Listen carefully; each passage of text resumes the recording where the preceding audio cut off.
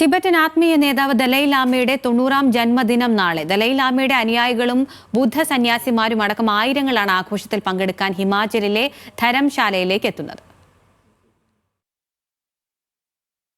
Dalai ലാമയുടെ ജന്മദിനവുമായി ബന്ധപ്പെട്ട് വലിയ ആഘോഷങ്ങളാണ് നടക്കുന്നത്.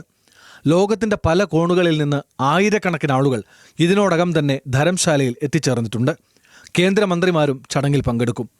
6 നൂറ്റാണ്ട് പിന്നിട്ട ആധ്യാത്മിക പ്രസ്ഥാനത്തിന്റെ പുതിയ അമരക്കാരനെ അറിയാൻ എല്ലാവരും ആകാംക്ഷയിലാണ്.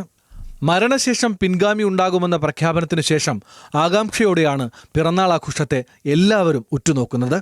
1959 ടിബറ്റിൽ നിന്ന് ഇന്ത്യയിൽ അഭയം തേടിയെത്തി ധരംശാല കേന്ദ്രമാക്കി പ്രവർത്തിക്കുന്ന ദലൈ ലാമയുടെ പിൻഗാമി ആരെന്നറിയാൻ ചൈനയും കാത്തിരിക്കുകയാണ്. പുതിയ ലാമയെ തങ്ങൾ പ്രഖ്യാപിക്കുമെന്നാണ് ടിബറ്റ് കൈയടക്കിയ ചൈനയുടെ നിലപാട്. അത് അംഗീകരിക്കില്ലെന്ന് ദലൈ ലാമ അറിയിച്ചിട്ടുണ്ട്.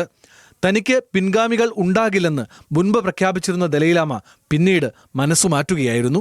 News desk, news Malayalam.